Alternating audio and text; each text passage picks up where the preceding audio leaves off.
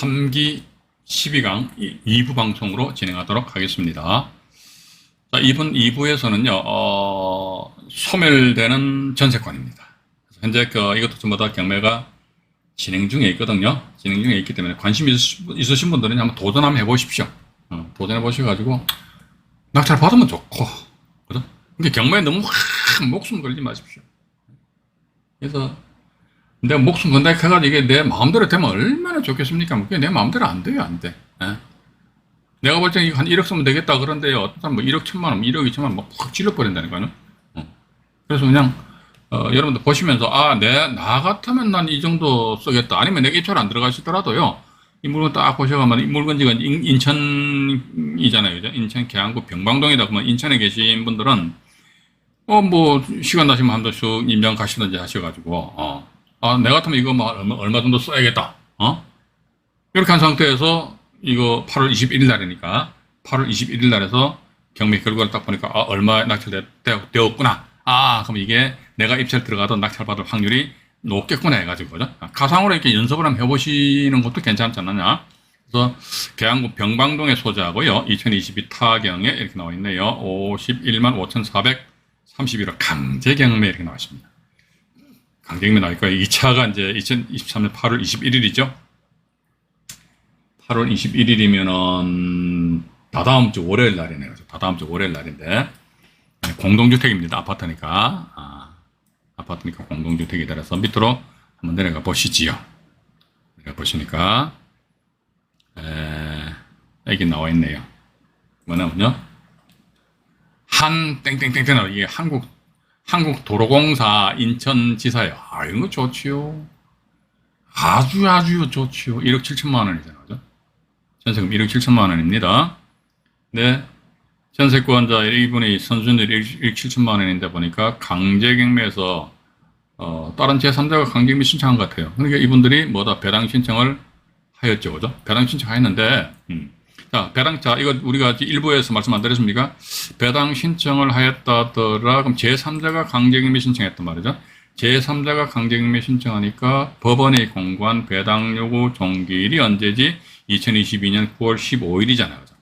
9월 15일 이전에 배당 신청을 하였구나. 배당 신청했으면 경매신매각으로 전세권은 소멸돼 버린다는 거. 그죠? 그러니까 배당 신청하니까 이것도 사실은 엄밀히 따지면 이게 단지 소멸되는 거예요. 배당 신청했으니까 소멸되는 거예요. 원래 이게 전세권이 소멸 기준 걸린 경우는요, 전세권자 본인이 직접적으로 전세 목적물을 임의경매 신청한 경우, 그러한 경우면 딱 소멸 기준 걸리게 되고, 나머지는 보니까 배당 신청했다는 거 소멸되는 것이죠. 왜? 그러니까 민지법 91조 제4항 단서 조항에 의해 보면 배당 신청하면 소멸한다고 나와있지, 배당 신청하면 소멸 기준 권리다 이런 식으로 문구 안 나와 있어요, 법 조문에. 그럼 자꾸 경매 정보지 보면요, 이 정보지만 그런지 모르겠어요. 다른 정보는 제가 잘 안 보는데, 단지 소멸되는 거야. 자, 그럼 우리가 소멸된다고 그러니까 이 사람이 전세 보증 1억 7천만 원이잖아, 그죠? 만약에 1억 6천만 원 배당 받으면 어떻게 소멸되는데?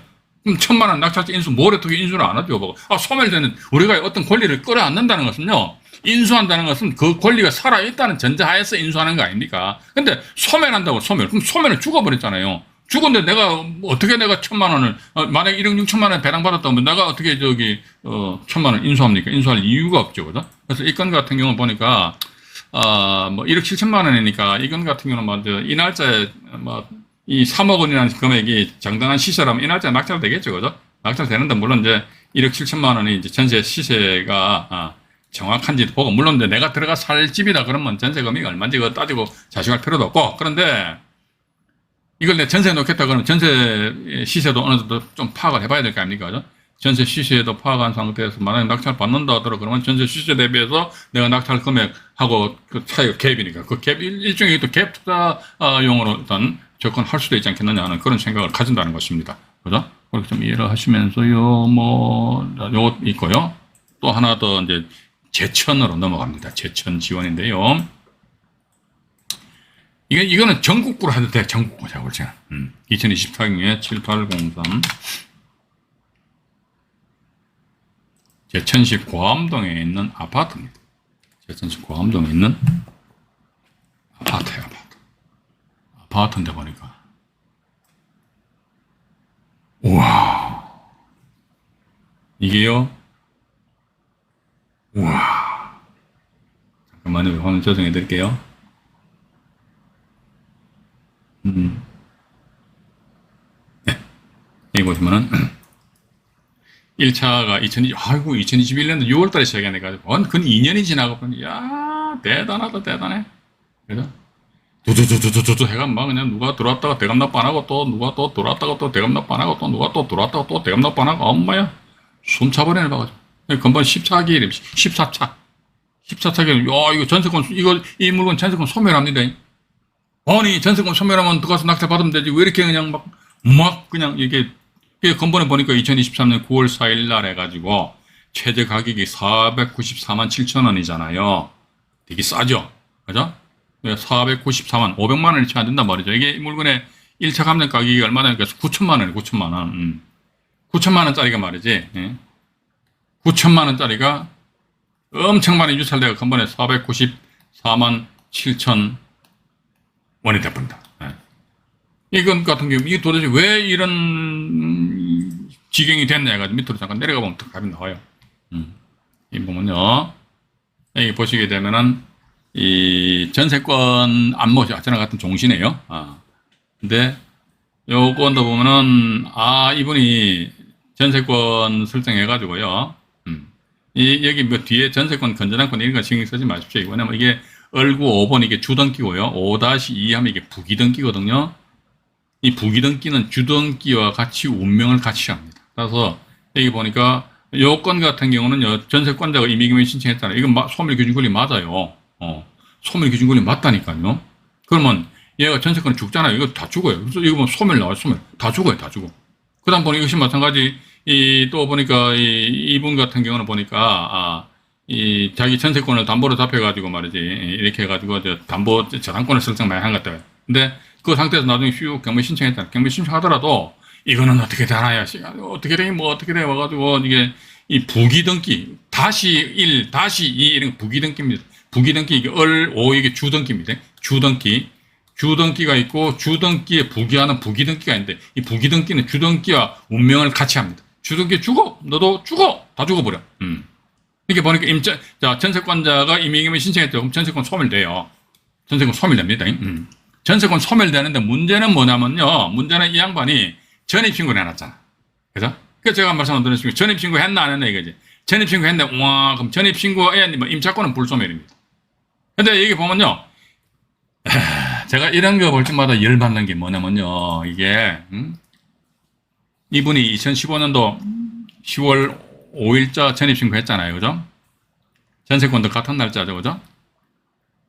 이게 2015년 10월 5일자라서 전세권 설정하고 전입신고 했어요. 누가 경매 신청했습니까? 전세권자 양반이 이렇게 임의경매 신청했잖아요. 임의경매. 그죠? 임의경매 신청했다고요. 임의경매 신청하였다더라. 그럼 이거 누가, 이번에 뭐 한 500만 원인데, 예를 들어 500만 원 낙찰 받잖아요. 그죠? 500만 원 낙찰 받으면요. 이분 전세 금액이 1억 1,500만 원이잖아요. 그죠? 와, 그럼 1억 1,000만 원 어떻게 낙찰자 인수해? 인수 안 해도 된다. 이거죠. 이건 뭐에 의한 거냐, 이게. 대법원 2008마 212 결정이 요가 똑같은데, 똑같아요. 케이스가. 2008마 212 결정이면 500만 원 낙찰 받더라도 이 양반 1억 1,500만 원인데, 1억 1,000만 원 인수 안 해도 된다 이거죠. 그런데, 이제 이게 무시한다니까, 법원에서요. 무시하기 때문에 어떻게 한다 하더라. 내가 500만 원에 낙찰 받았죠, 그죠? 그러면 1억 1,000만 원 낙찰자 인수해야 됩니다. 왜냐면 임차권이 살아있기 때문에. 왜냐, 그러니까, 같은 날짜다 그러면요, 2008마 212 결정에 의하면요, 임차인은 전입신고 10월 15일 날 했잖아. 그래. 그럼 대학령 언제? 10월 16일이잖아. 맞잖아. 이게 결정문에 나와 있어요. 그 원심 결정문에 나와 있습니다. 10월 16일 날 대학령이 발생되잖아. 그건 맞아. 전세권자가 임의경매 신청했잖아. 그럼 이게 죽잖아. 그죠? 죽지. 그럼 이것도 죽잖아. 따라서 인수할 필요가 없잖아. 이렇게 나온다. 근데 이걸 이제 현재 법원에서 이거 인정을 안 해준다니까요. 안 해주기 때문에 여러분들은 이제 앞으로 전입신고가 된 임차인 있잖아요. 그럼 이게 날라먹을 수 있다. 그런 생각 절대로 하시면 안 된다는 것입니다. 근데 이게 또, 이 건도 보니까 전세 보증금액이 1억 1,500만 원인데 이런 물건은 입찰 들어갈 가치가 없겠지요? 입찰 들어갈 가치가 없잖아요. 전세 보증금이 1억 5천만 원이에요. 근데 1차 가격이 얼마입니까? 9천만 원이죠. 그죠? 예. 이거 입찰 들어갈 필요가 있습니까? 없습니까? 근데 이 뭐 입찰 들어간다니까 사람들 참 재밌어요, 봐가지고. 이거 입찰 들어가서 뭐 어쩔 게 돼, 봐가지고. 하기사 뭐, 이 날짜 최저 가격이 960만 원이니까 96만 원? 그죠? 예. 이 건 같은 경우 보니까 재매각 같은 경우도 입찰 보증 금액이 10%로 되어 있으니까 96만 원 껌값이네, 뭐. 77만 원, 그죠? 예. 요것도 77만 원, 뭐. 돈도 아니네, 뭐. 장난삼아 심심하니까 뭐, 지금. 경매법정가 한 돈 100만 원 던지고 말이지. 그럼 이거는, 이 금액은 뭐다? 전부 다 배당재단의 귀속이 돼버립니다. 배당재단이 귀속돼가지고 이 사건에 채권자들이 이제 배당을 받아가는 그런 상황인데, 이거는 전상 누가 낙찰 받느냐? 그러니까 전세권자 본인이 낙찰 받는 수밖에 없어요. 다른 사람이 이런 이 물건은요, 제3자가 이틀 들어가서 낙찰 받았다니 완전히 이거. 근데 참 이해가 안 가는 게, 근데 이게 보세요. 우리가 대항력 있는 임차권에 전세권은 죽는데 임차권이 1억 1,500만 원 안 죽는단 말이죠. 근데 1차 감정가 9천만 원이잖아, 그죠? 감정가 대비해가 1억 1,500만 원 전세금이 높은데 이거 역전된 거 아닙니까? 근데 이거 왜 입찰 들어가냐고. 도대체 이해가 안 가. 여러분들 이해가 안 가시죠, 그죠? 이해가 안 간단 말이에요. 근데 막 들어간다니까, 들어가가지고. 죽을 똥 살똥 모르고 막 들어가는 거야, 들어가가지고. 경매 이거요. 하나 낙찰 받으면 이게 가문의 영광입니까? 우리 집안 족보에 막 올라갑니까? 안종현이가 어디에 있는 부동산 경매로 낙찰 받았다니까 족보에 올라갑니까? 올라가면 뭐 어쩔 겐데 봐가지고. 제발 저는 이런 좀 무모한 그 투자를 해서는 하지 않았으면 좋겠지 않느냐 하는 그런 생각 가지게 됩니다. 가지게 되고요. 여기 보면 지금 제가 전세권 소멸되는 전세권 있는데 여기서 임차권은 불소멸한다 그런 사례를 제가 많이 올려놨거든요. 올려놨는데 여기 보니 거기도 임차권 불소멸 이렇게 나와 있네요. 봐가지고. 그러니까 여러분들은 이제 앞으로 이렇게 생각하십시오. 이게 경매 정보지에서 물건을 고르실 적에 딱 봐가지고 이제 순수하게 소멸되는 전세권은 뭐지? 그러니까 전세권자 지가 경매 신청했어. 그것도 임의경매 신청했어. 또 아니면 또 다른 제3자가 경매 신청하니까 지가 전세권 A 해가지고 전세권자로서 채권 계산 제출했습니다. 그럼 소멸해요. 그런데 문제는 뭐냐면 이 사람이 전세권을 설정하면서 전입신고를 해보네. 엄마야. 전입신고하면 그때부터는 우리는 밥맛이야. 밥맛. 그런 것 저기 고개를 잘라잘라 안 드시고 관심을 좀 안 가지시는 것이 좋지 않겠는가 하는 그런 생각 가진다는 것이죠. 이게 보니까 요 수원 사건 하나 또 이 건은 보니까 좀 제가 이 물건 보면서 야, 이 낙찰 받았으면 이거 왜 낙찰을 받아줬지? 우리 이런 거 많이 봐야 돼요. 근데 본인은 왜 이게 제가 이렇게 왜 낙찰 받았지라고 이야기해도 그 이유를 모르는 거야, 봐가지고. 모르는 거야, 몰라. 그래서 이거 보시니까 경기도 수원시 권성구 호매실동의 다세대 주택인데요. 자, 이것도 이제 자, 내려가자. 일단 밑으로 내려갑니다. 패턴이 똑같습니다. 이게 패턴 이게 경매가 어렵지 않다는 게 뭐냐면요. 이 기본적인 이론을 여러분들이 살짝 맛을 보시고 그 다음에 경매 정보를 자꾸 보시다 보면요. 패턴이 똑같아. 그럼 우리는 그런 건 자꾸 경매 정보지를 많이 보셔야 됩니다. 정말입니다. 그래서 제가 다른 영상물에서 말씀드렸습니다. 뭐냐면요. 대한민국의 제일 좋은 경매 교과서가 뭔지 압니까? 경매 정보지예요. 경매 정보지 여러분들 많이 보세요. 많이 보시는데 뭐다 기본적인 지식이 내 머릿속에 세팅되어 있어야 될 거 아닙니까? 보시니까 이 건도 보시니까 이모시라는 분은 1억 7,500만 원입니다. 전세권이죠. 이모시. 임의경매 신청했죠. 이모시 패턴 똑같죠? 1억 5천만 원 나와 있잖아요. 그죠? 근데 2020년 이것도 보니까 2020년 9월 18일에 또 같은 날짜에 그냥 전세권 설정하면서 전입신고 딱 해버렸네요. 근데 보니까 대항력이 있어요. 이걸 봐가지고. 근데 보니까 전세권에 의해서 임의경매 신청했으니까 전세권 써먹었다는 거죠. 전세권 죽어요. 죽기 때문에 이게 소멸 기준 이거 맞아요. 이게 전세권 죽습니다. 전세권 죽는데 임차권 어떻게 불소멸입니다. 따라서 이 건의 1차적인 취득 원가는 얼마다 1억 7,500만 원이에요. 자, 1억 7,500만 원이 1차 취득 원가인데 이게 대항력 있는 임차인의 보증금이 1억 7,500만 원이잖아요. 그죠? 1억 7,500만 원인데 이 물건의 1차 최저가격이 1억 6,300입니다. 요거 딱 보면 이거는 투자 대상에 제외시켜야 되는데 2차 기일날 입찰되고 3차 기일날 해가지고 8월 8일이면 그저께는 며칠 안 됐네요. 그죠? 이번 주 화요일날 했네. 맞아요. 화요일날 해가지고 7,987만 원인데 저랑 또 종시가 말이지 1억 2,100 이거 왜 낙찰 받았어요? 이거 왜 낙찰 받았었을까?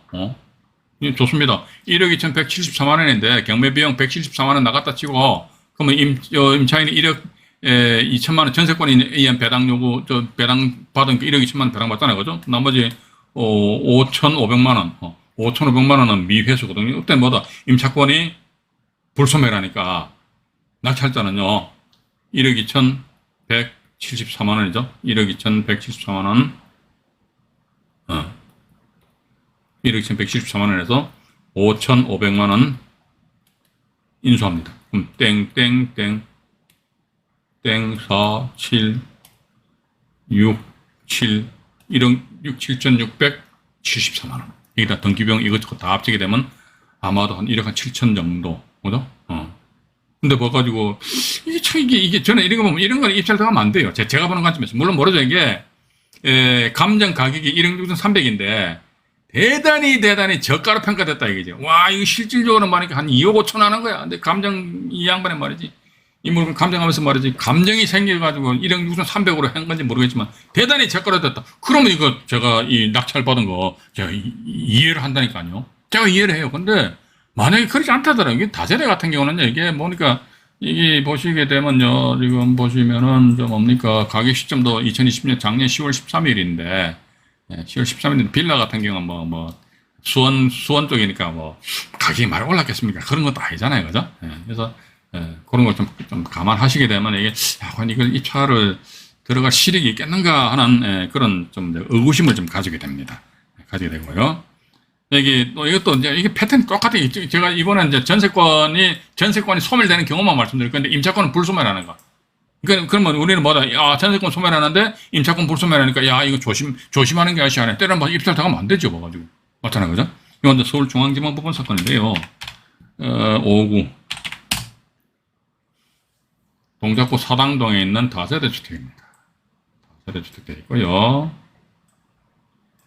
그래서 이게 또 보니까, 근본에 이제 9월 14일이 11차 매각 기일입니다. 2억 9천만 원짜리가 3,113만 8천 원 해가지고 가격이 상당히 많이 저렴해졌죠. 다운됐죠. 야, 엄청 싸다. 우와, 이렇게 생각하시면은 곤란하죠. 보니까 전세 금액이 2억 5천만 원입니다. 이것도 패턴 똑같죠. 이상하네. 봐가 전세권 설정 날짜가 2018년 3월 20일이잖아요. 이거 저는 제가 이런 사례를 볼 때마다 참 아쉬움을 느끼는 게 뭐냐면요. 대법원 2008마, 212결정 이 자체가 지금도 이게 한마디로 이제 어필이 된다면, 이게 인정이 된다면요. 이게 그냥 날로 먹는다니까. 정말로 날로 먹어버려요. 이것도 같은 날짜다, 전임 날짜. 그죠? 근데 어쨌든 이건 대항력이 있다니까요. 현재 법원에서 그렇게 이제 2008마 212결정을 무시해버리고 2010마 900결정에 의해서 인정을 해줘버린다니까. 임차권의 대항력을. 그래서 전세권에서 임의기금을 신청했으니까 이것도 전세권 소멸기준권이 맞아요. 근데 임차권은 불소멸입니다. 전세금 2억 5천만 원이죠? 2억 5천만 원인데 이것도 이제 위로 잠깐 올라가 볼게요. 전세금 2억 5천만 원인데 한번에 보니까 요건 그래도 전세금 2억 5천만 원이다. 근데 보니까 2억 9천만 원이니까 이것도 시세조사 제가 항상 말씀 안 드립니까? 특히 다세대 같은 경우는 이게 가격에 대한 표본이 그렇게 아파트세는 많지 않아요. 왜냐면 요즘 같은 게 나홀로 다세대 빌라가 많잖아요. 그죠? 그렇기 때문에 심지어 그 빌라가 소재하는 그 지역의 부동산 중개업소 사장님들도요, 정확한 매매가 몰라요. 잘 모른다니까. 근데 감정인이 2억 9천만 원, 이게 과연 이게 2억 9천만 원 해가지고 중개업소에서 사인해가지고, 이게 거래가 형성될 가격이냐고. 이게 참, 신뢰를 못 한단 말이죠. 그죠? 근데 근본에 3,100여만 원까지 이게 금액이 이제 떨어져 있다더라. 근데 이게 뭐 진정 맞는 가격이다 그러면요, 뭐, 이번 기일날 한번, 아니면 또 다음 기일날 한번 유찰된 상태에서 다음 기일날 한번 도전을 해보실 필요가 있을 것 같은데, 이게 보니까 뭐 위반 건축물 뭐 어쩌고저쩌고 나와 있네요. 봐가지고. 이건 뭐야? 봐가지고 위반 건축물 하면요. 이게 보면, 또 위반 건축물 잡혀있네. 그죠? 예, 이거 보면요. 화면에 가려져 있습니다. 위반 건축물이 잡혀있잖아요. 그죠? 예. 위반 건축물 딱 잡혀있다는 것이지요. 밑으로 내려가 보면은, 여기 나와 있네요. 화면을 조금 올려봐 드릴게요. 네, 됐습니다. 무단 정축으로 인한 위반 건축물 표기. 2014년도니까, 요거는 2019년 4월 23일 이전이잖아요. 이전에는 위반 건축물 같은 경우는 이행 강제금을 5회만 부담하면 일단 무마되는 걸로 알고 있습니다. 근데 보니까 2014년도니까 큰 문제는 없을 것 같아요. 그죠? 다용도 12.68제곱미터. 이건 뭐 옆집 사람이 찔렀는지 아니면 항공사진에 의해서 들통난 건지 모르겠습니다만 어쨌든 옆집 사람이 찌를 수도 있겠죠. 그래서 옆집 사람하고 잘 사게 됩니다. 잘 사게 가지고 민원을 일으키지 않도록 해야 된다. 근데 이건 같은 경우는 위반 건축물이 단지 정축한 부분이고 그 부분에 대해서 어떤 행정벌이 이제 취해진다면은 그때는 그 정축한 부분을 철거하면 되지 않겠느냐, 그죠? 근데 이건 같은 경우 5층에서 다세대 주택이니까 그러면 이건 다행이다. 어떤 경우는 보면 말이죠. 2층 해놓고요. 2층 해놓고 2종 건린 생활시설 해놓고 사무소, 또 한의원 이런 식으로 해놨어요. 그러고 나서 이게 이 대장상에는 2종 건생으로 되어 있는데 실제 가보니까 방 3칸에다 화장실 한 개 막 넣어놨어요. 이렇게 주거용으로 쓰고 있다 이거죠. 이런 거 위반 건축물 딱 걸렸다 그러면 이건 말 그대로 원상 회복할 때까지 그냥 이행강제금 계속 부과시킨다면 어떡할 겁니까? 또 나아가서 아까도 저희 그 구독자 한 분이 저한테 전화를 주셨더라고요. 보니까 그 건 같은 경우 위반 건축물 해가지고 2종 건린 생활시설에서 사무소 이렇게 돼 있더라고요. 사무소 돼 있는데 이게 이런 경우는 뭡니까? 구청에 이게 어디다 무슨 과에다 전화해도 할지도 모르시더라고요. 근데 구청 건축가입니다. 건축가. 구청 건축가에다 전화해가 이 본건 지번 딱 되면서요. 이분이 2종 건생을 해가지고 저 용도 사무소로 돼 있는데 현재는 보니까 주거용을 쓰고 있다더라. 이거 위반 건축물 맞냐? 맞다. 그럼 이거 이행강제금을 부과시킨다.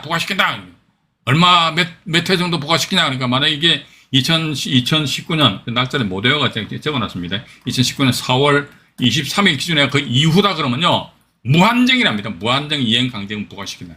또 나아가서 2종 건생으로 되어 있다 그러면요 이 상대적으로 이게 내가 전세를 넣는다 할지라도 이 대출이 잘 안 이루어지는 걸로 제가 알고 있습니다.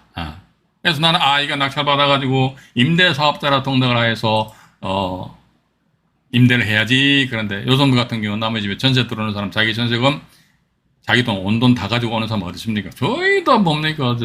대출 뽑아가지고, 대출 이자 싸잖아요. 이자 싸니까. 근데 이 대출이 안 되는 거야. 대출 안 되면 어떻게, 전세 못 넣지. 전세 못 넣으면 어떡합니까? 이제 월세 넣는 수밖에 달리 방법이 없지 않느냐. 그래서 이런 경우는요, 정확하게 여러분들이 관공서에다, 지자체에다 물어보셔야 됩니다. 구청 그 건축가에다 물어보세요. 동작구 사당동에서 번지 딱 대고요. 그러고 나서 담당, 당신 이름 뭐냐 말이에요. 이름 뭐냐. 그것까지 한번 여러분들이 확인을 좀 해보시는 것이 좋지 않겠느냐 하는 그런 생각을 가지게 됩니다. 가지게 되고요. 이게 패턴이 비슷하기 때문에, 그럼 이제, 이게 이제 덧붙여가지고요. 이제 소멸되는데, 요거 한번 보여드릴게요. 2022 타경에 4140 창문입니다.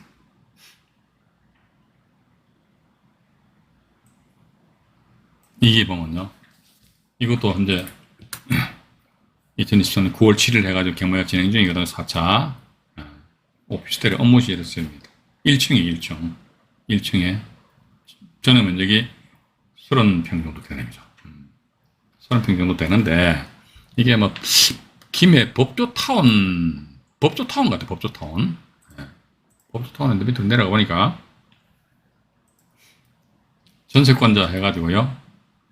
서대제 이게 스탠다드 차타드 제1은행입니다. 밑에 보니까 여기 한이잖아요. 이것도 이게 저당권자 전세권자 이렇게 경매 신청했어요. 어쨌든 스탠다드 차타드 제1은행 하면 일반 자연인은 아니죠. 근데 보니까 매각 물건 명세상 조사된 임차인에게 있다 없다 넘지요. 이 사람 전세금이 얼마입니까? 4억 원이죠. 4억 원. 전세금 4억 원이더라. 근데 위로 잠깐 올라가 보니까 건번에 3억 6백이잖아요. 그죠? 3억 6백이잖아요. 4억 원이 받으려고 경매 신청했는데, 이번에 3억 6백이, 좋아. 그럼 내가 3억 1천만 원에 낙찰을 받았어. 그럼 나머지 9천만 원 줘 말아. 주고 싶어도 줄 방법이 없어요. 어떻게 줘야 됩니까? 전세권자가 경매 그것도 임의경매 신청했잖아요. 전세권자 임의경매 신청했으면 어떻게 됩니까? 전세권 소멸돼 버리죠? 보니까 매각 물건 명세서를 보니까 조사된 임차인에게 없다고 그러니까 주민등록 전입자가 아예 없는 거야, 봐가지고. 그럼 이 물건의 현황을 보자, 얘기입니다. 현황을 보면 어떻게 되냐? 그러니까, 아이고, 완전 공실입니다. 완전. 그죠? 완전 공실. 매우 반듯하잖아요. 물론 이게, 이 법조타운 내에 있는데 이게 어떤 용도로 쓰면 될지 모르겠습니다만 일단 이게 반듯하게 이게, 이것도 1층이거든, 1층. 1층이기 때문에. 그래서 요건, 이런 경우는 이제 뭐 가지고, 다시 정리해 드릴게요. 보시면은, 전세권자 스탠다드 차타도 은행에서 이미 경매 신청했어요. 그럼 우리 경매정보지, 등기부등본 잠깐 보시죠. 등기부등본을 잠깐 보게 되면요, 어디 나와 있느냐, 이게 보시면요. 어디 있느냐, 이 나와 있죠. 한국 스탠다드 차타드 은행이죠. 그죠? 스탠다드 차타드 은행이에요. 전세권 하니까 여기다 보면 나와 있잖아요. 한국 스탠다드 차타드 이게 제일 은행. 그러니까 전세권자가 4억 원인데 이 사람들이 전세권에서 임의경매 신청을 해버린 그런 사건이라는 것이죠. 그죠? 일단 이렇게 보시면서요. 잠깐만 제가 화면을 또 좀 조정을 해드릴게요. 잠깐만요. 보면은 네, 됐습니다. 그래서 이 건 같은 경우도 보면은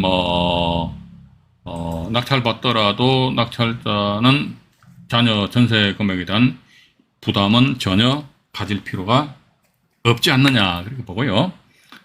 또 진주 지원 같아요. 진주 지원인데 2023 타경에 3484호 경상남도 진주시 평거동에 소재하는 오피스텔입니다. 오피스텔은 근본이 1차 매각 기일이에요. 1차 매각 기일인데 여기가 오피스텔로 해가지고요. 그렇죠. 이게 한국방송공사 KBS입니다. KBS가 전세권 설정 5천만 원 설정했죠. 그러나서 임의경매 신청한다고 하는 전세 금액을 1,000만 원을 정액을 해준 것 같습니다. 그러니까 이제 정액에서 이제 임의경매 신청하고 이참 가압류를 하였는데 이거 신경 쓸 필요는 없고요.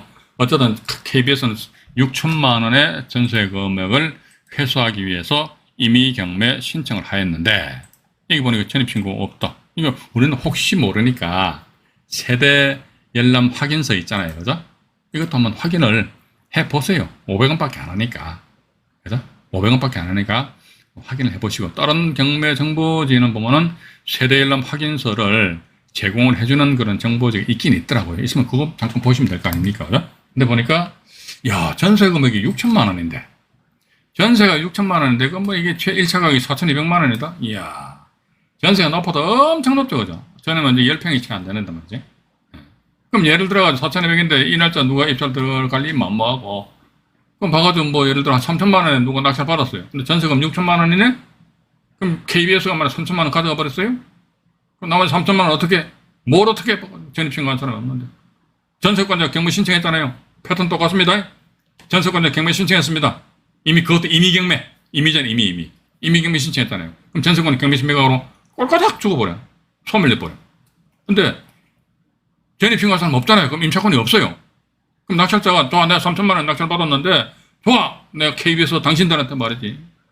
요즘 뭡니까 수신료 이것도 분리 징수 때문에 열받고 있는데 봐가지고 3천만 원 내가 줄게. 근데 어떤 근거로 내가 줘야 되냐 봐가지고. 당신 전세권 살아있어? 아니 죽었어. 그럼 직원 전입신고했어? 안 했어. 그럼 가. 알았어. KBS 9시 뉴스 나나요? 9시 뉴스 나가 또 이 법 개정 되나요? 그래서 이런 유형의 물건들이 지금 제가 이제 오늘 방송을 진행하면서 자료를 뽑아보니까 물건이 꽤 제법 많이 있어요. 많이 있는데 오늘 시간 관계상 말이죠. 요거 하나만 제가 더 말씀드리고 방송을 마치도록 하겠습니다.